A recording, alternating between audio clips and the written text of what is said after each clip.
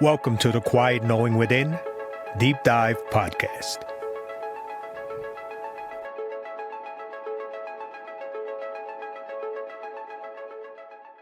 So, picture this. You are sitting in your living room, just taking a mental inventory of your life. And, the math is flawless. Right. The career is stable, your bills are paid, the relationships are solid. So why is the emotional ledger completely in the red? Oh, yeah. That is such a heavy realization. It really is. Today, we are exploring why checking all the right societal boxes is sometimes, it's the exact recipe for a deeply unsettling sense of emptiness. Exactly. We're tackling a scenario that almost everyone is going to face at some point, yet we essentially never talk about it out loud, mostly because the people experiencing it feel like they have absolutely no right to complain. Yeah, it creates this profound and honestly incredibly isolating disconnect. I mean, you look around at this life you actively chose, right? Yeah. This reality you built with your own two hands, and instead of fulfillment, you feel this subtle, constant psychological friction. Right. And because there is no obvious crisis to point to, I mean, there's no sudden job loss, no major heartbreak, no tragedy. You're basically left mourning in a vacuum. You're completely unable to articulate the feeling to your friends or your family. Which is just so frustrating. Mm-hmm. So the mission for this deep dive is to really decode that exact feeling. We want to figure out why external success so rarely equals internal peace, and more importantly, explore exactly how you should handle it when this deeply unsettling sensation just kind of creeps into your paper-perfect reality. Definitely. To guide us today, we're exploring the work of creator Gnosis. This is from his channel, The Quiet Knowing Within, specifically pulling from his concept titled, When Your Life Looks Fine, But Doesn't Feel Right. So, okay, let's unpack this. Let's do it. So to even begin addressing this sensation, we really have to properly categorize what it actually is. Yeah. And set clear parameters. Right. Gnosis uses this term, quiet psychological friction. And I love that because we are not talking a sudden catastrophe where the roof is caving in. No, it's not a disaster. Exactly. We are talking about a subtle, almost wordless dissatisfaction. It's a lingering sense of misalignment when the external world is objectively successful, but the internal world is just quietly grinding its gears. Yeah, reading through the source material, the analogy that immediately jumped out to me just to make this abstract feeling tangible is the smartphone analogy. Oh, that's a great one. Right. So think about your life right now, like a brand new, top-of-the-line smartphone. You hold it in your hand, and the hardware is just flawless. There's no cracked screen. Right. The glass is perfect. The battery icon is sitting right there at 100%. You have full Wi-Fi bars. Visually, objectively, anyone looking at that device would say it's perfect. Exactly. But then every time you actually try to use it, the apps lag. The screen freezes for a microsecond. The keyboard typing is somehow delayed. It's so annoying when that happens. It's the worst. The external hardware is pristine, but there is clearly some unseen, misaligned software issue running quietly in the background, and it is draining the entire system. The smartphone analogy works incredibly well for visualizing that lag. But, it does fall short in one critical way. Oh, how so? Well, a phone doesn't feel guilt. Oh, wow. Yeah. And that guilt is perhaps the heaviest part of this human experience. Right. We aren't just lagging, we are actively judging ourselves for lagging. Right. We look at the 100% battery and the full Wi-Fi bars, and we basically tell ourselves we're broken or, ungrateful for noticing the frozen screen. Which just adds a whole extra layer of shame to the exhaustion. So, okay, if the hardware is fine, what is the actual software running in the background causing this glitch? Well, what's fascinating here is the neurological root of that background app. In human terms, that software is our cultural conditioning. Okay, break that down for me. So from a very young age, your developing brain is handed a highly specific script about how reality operates. And it's presented as this airtight equation. Step A, which usually involves immense hard work and sacrifice, plus step B, which is achieving widely recognized societal milestones, equals a guaranteed sustained release of dopamine and serotonin. Ah, so it's the ultimate promised reward, like lasting happiness. Precisely. And we quite literally wire our neurobiology around that exact expectation. I mean, throughout our 20s and 30s, we push through immense stress, anxiety, sheer exhaustion, because the brain is actively anticipating a massive psychological and chemical payoff waiting at the finish line. Right. We think we're earning it. Yeah. And in neuroscience, there is a concept called reward prediction error. Yeah. Basically, your brain constantly makes predictions about how rewarding a future event is going to be. Oh, I see. So you get the stable job, you secure the mortgage, you buy the matching furniture, you arrive at the destination, and your brain is looking around for that sustained chemical reward. And It just doesn't arrive. it just isn't there. Exactly. The absence of that reward creates massive cognitive dissonance. The brain expected a massive influx of fulfillment that simply isn't there. The reward prediction error is wildly negative. Wow. So when you achieve the societal destination, but your neurochemistry doesn't validate the achievement with lasting peace, it literally feels like a glitch in the matrix of reality. Man, that makes so much sense. But if our brains are wired to think the next milestone will fix this neurochemical glitch, what happens to someone who actually runs out of milestones? That is the million-dollar question. Right, because when we face that lag, our immediate human instinct is to blame the hardware. Going back to the phone, you think, my phone is acting weird, I need a new case, or I need to upgrade the screen. Yes, exactly. In our actual lives, we try to fix this internal software problem with external purchases and changes. We think, a new job, a bigger house, or moving to a new city is going to finally trigger that dopamine release. We just constantly double down on the external world. And Gnosis actually provides his own personal experience as the ultimate test case for why that strategy inevitably fails. Oh, right. His story is wild. It really is. He didn't just check a few boxes. He went to the absolute peak of what society universally defines as success. And get this, he didn't just do it once. He reached the pinnacle of 2 entirely different careers. 2? Yeah. He earned profound respect from his peers, gathered all the accolades, checked every conceivable box. Which is just exhausting even to conceptualize. Truly. And he makes it very clear he wasn't ungrateful for the success. Yeah. But even at the absolute peak, with basically no higher professional mountains left to climb, he still felt that lingering lag. It didn't go away. Not at all. The quiet psychological friction remained completely untouched by the external achievements. I really want to push back on the cultural narrative here because we are taught from day one that achieving those milestones is the medicine for our dissatisfaction. Right, that's the script. But looking at his story and looking at the sheer exhaustion involved, I have to ask, what if achieving these external milestones actually makes the dissatisfaction worse? Yo, that's an interesting angle. Think about the daily grind of building a career or maintaining a complex life. It acts as an incredibly effective, completely socially acceptable mask for our ignored internal needs. Oh, absolutely. If you are working 60 hours a week trying to get a promotion or constantly organizing your life to look a certain way, you are way too exhausted to hear any quiet voices inside your head. Your days are packed with urgent, tangible problems. You can always tell yourself, well, I'm just stressed because I'm busy. Once things settle down, I'll be happy. Yes. You're basically using the hustle as a psychological anesthetic. Anesthetic, exactly. And when that anesthetic inevitably wears off because you've reached the finish line, the achievement doesn't cure the friction. It simply removes your primary excuse for ignoring it. Wow, you just lose the distraction of the climb. You do. You're suddenly left stranded in a quiet room. The external noise stops, the frantic problem-solving ceases, and you are left alone with what Gnosis refers to as the quiet knowing within. And it's quiet in there. Very quiet. Because the distractions are gone, that internal voice finally has the floor. And it starts asking profound, stripping questions like, is this all there is? Was this really the whole point? Yeah, you can't blame your boss anymore. You can't blame your lack of money anymore. You just have to face the lag.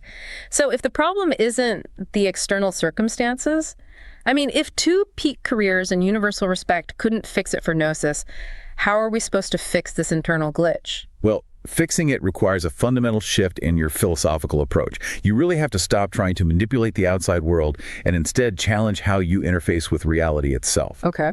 To explain this, Gnosis introduces a concept from an ancient philosophical text called the Kybalion. Specifically, he points to the principle of correspondence. The Kybalion.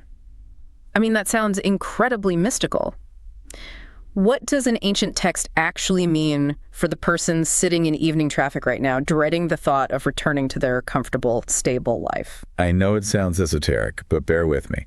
The core maxim of the principle of correspondence is, as above, so below, as within, so without. Okay. If we translate that ancient philosophical maxim into modern psychological terms, we are actually talking about highly documented cognitive mechanisms, specifically projection and the brain's reticular activating system, or the RAS. Let's define the RAS, because that sounds like heavy neurology. It's actually pretty straightforward.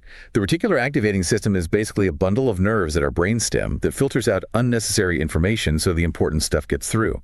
Think of it as a bouncer at a nightclub. A bouncer, okay. Yeah. At any given second, your brain is bombarded with millions of bits of sensory data. You can't process it all. So the RAS decides what gets past the velvet rope based on what you internally focus on or believe to be true. If you are deeply misaligned internally, let's say you're living a life entirely based on your parents' expectations or society's definition of success rather than your own authentic values, your RAS will actively seek out and highlight the exhausting, irritating parts of your environment to match that internal friction. Ah, I see. So the external reality literally acts as a mirror to your internal state. If I feel internally trapped by a life I didn't authentically choose, my brain's bouncer is going to let in every single piece of evidence that proves I am trapped, even if my environment is objectively beautiful. Exactly. And the psychological concept of projection works the same way. We project our unacknowledged internal conflicts onto external situations. We think we're frustrated by the slow traffic or the repetitive meetings, when in reality, we are frustrated by our own internal self-abandonment. The external world just reflects the internal misalignment. Okay, I have to step in here and forcefully push back on this on behalf of the listener. Sure, go ahead. When we start saying the external world is just a mirror of our internal state, or that our brain is just filtering data to match our mood, that sounds dangerously close to victim blaming. Yes. I'm glad you brought that up. Because if someone is in a genuinely abusive situation or working for a highly toxic, manipulative company, we cannot tell them it's just a mirror of their internal state and they just need to change their perspective. That's harmful. It is, and that is a vital caveat. We need to make a definitive, impartial distinction right here. The principle of correspondence absolutely does not apply to situations of abuse, exploitation, systemic oppression, or genuine toxicity. Thank you. If you are in a toxic environment, the environment is the problem. Full stop. No amount of internal alignment makes a toxic situation healthy. That is a crucial line to draw in the sand. I think people really need to hear that. Yes. This principle only applies within the specific parameters of this deep dive, which is when your external world is objectively fine, healthy, and stable, but you still feel a profound sense of misalignment. Right, the math adds up. Exactly. When you are safe, when the bills are paid, when people treat you decently, but you still feel like you were wearing an itchy, uncomfortable sweater every single day. That is when we look to the mirror. You know, it reminds me of the wrongly buttoned shirt analogy. Oh, yeah. Imagine you are getting dressed in a rush and you stand in front of a full-length mirror. You look at your reflection and realize your shirt is buttoned completely wrong. The collar's pulled to one side, the fabric is bunched up, and you look completely off kilter. We've all been there. In that moment, you don't get mad at the mirror. You don't take a cloth and try to violently scrub the glass to fix the image, and you certainly don't drive to the store to buy a brand new mirror hoping it will show you a correctly buttoned shirt. Right, because you instantly understand that the mirror is a neutral signal. It's just delivering a message about your own personal misalignment. Exactly. So when you feel that heavy, unexplainable exhaustion in your comfortable status quo, the exhaustion isn't actually coming from your mortgage or your perfectly nice partner or your stable job. No, it's not. It is the sheer compounding weight of maintaining a facade. The mirror of your life is just reflecting back the fact that your internal buttons are fundamentally misaligned. Which requires a massive reframing as how we view this friction. I mean, Gnosis encourages the listener to stop viewing this psychological friction as a moral failure or a defect in character. Yeah, we have to stop beating ourselves up. You have to stop viewing it as proof that you're hopelessly ungrateful. Instead, you need to view this friction as a highly evolved, built-in feature of your psychology. It is an internal guidance system. Like a biological warning light. Yes. Think about the physical biology of touching a hot stove. Your body immediately registers physical pain. That pain is not a defect in your nervous system. It is highly valuable, necessary data telling you to pull your hand away to prevent severe damage. Right, it's protecting you. The psychological friction you feel in your stable routine is the exact same mechanism operating on a subtler frequency. It is your internal guidance system providing data, saying, hey, we are out of alignment here. This isn't authentically us. Okay, But I need to issue a massive warning right here regarding that warning light. I know exactly what the listener's reaction might be to discovering this. Uh-oh. What's that? Well, once you recognize that this friction is a signal, the immediate temptation is to use what I call the sledgehammer approach. The sledgehammer approach. Yeah, people realize their paper-perfect reality is misaligned, and they instantly want to blow the whole thing up in a panic. They think, oh no, I am out of alignment. I need to march into my boss's office, quit my job, sell my house, throw away all my belongings, and move to a cabin in the woods to find my true self. Right, they just want to burn it down. Exactly. They mistake the internal signal for an emergency alarm requiring immediate, destructive external action. And that is why Gnosis clarifies that this signal is fundamentally an early warning system. Notice the phrasing of his channel. The quiet knowing within. Quiet. Right. It arises a whisper, long before anything in your external life actually needs to change or fall apart. The required action isn't destruction. The required action is hitting the brakes. Okay, but what does hitting the brakes actually look like in practice? Because, it's easy to say just sit with it, but what does that mean for the person listening right now on a random Tuesday night when they feel that overwhelming urge to escape their own living room? It means resisting the immediate urge to numb the cognitive dissonance. On that Tuesday night, when the friction hits and the walls feel like they are closing in, the standard response is to reach for the phone and scroll. Or to turn on the television, or start browsing real estate apps looking for a new house to fix the feeling. Guilty as charged. We all do. But hitting the brakes means putting the phone down. Yeah. It means sitting on your couch and mindfully observing the discomfort without trying to solve it. Oh, treating the feeling like an object of curiosity rather than the threat. Yes. You start asking yourself the granular, difficult questions. Where in my body do I actually feel this tension? What specific core value of mine am I currently ignoring or betraying to maintain this status quo? Am I exhausted by my actual work? Or am I exhausted by the persona I have to wear to do this work? Those are deep questions. They are. You gather data from the friction instead of running from it. Realizing that is so profoundly comforting. Think about what that means for you listening right now. If you have been carrying that nagging guilt, that heavy lag in your internal system, it means you aren't broken. You aren't fundamentally flawed or spoiled. You are actually just reading your own internal data correctly for the very first time. Exactly. This isn't the beginning of a breakdown. It is the exact moment the heavy illusion of your cultural conditioning starts to drop. You stop viewing yourself as a malfunctioning machine, and you start viewing yourself as someone who is finally waking up. I love that. When you stop fighting the friction and just mindfully observe the data it is trying to hand you, you deprive the panic of its oxygen. The guilt dissipates because you realize the friction is actually trying to help you. Okay. So what does this all mean? Let's bring all these threads together. That nagging guilt, that quiet psychological friction you feel in the middle of an objectively successful setup is not a failure of your success. Not at all. It is simply your internal guidance system functioning perfectly. It's the reticular activating system showing you the misaligned buttons on your shirt. Yep.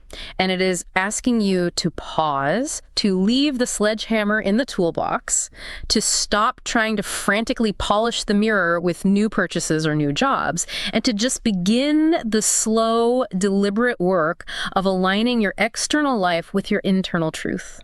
It's basically an invitation back to yourself, delivered by the very life you built.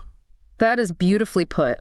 And before we go, I want to leave you with a final, slightly provocative thought to mull over entirely on your own.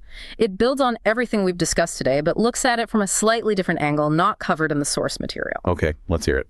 We've established that this friction is a warning signal that we are misaligned. But what if we should start treating our periods of extreme comfort and stability with a healthy dose of suspicion? Think about it. What if those quiet, perfectly stable phases of life, the moments when the math adds up, the career is coasting, the routine is perfectly set, what if those are actually the exact moments we are in the greatest danger? The danger of quietly abandoning our authentic selves just to maintain the status quo. Exactly.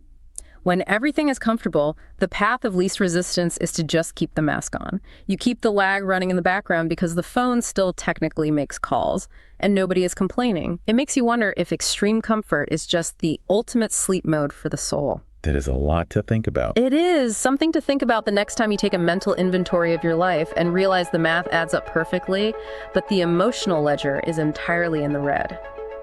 Thank you so much for joining us on this deep dive. Take care of yourselves, and we'll see you next time.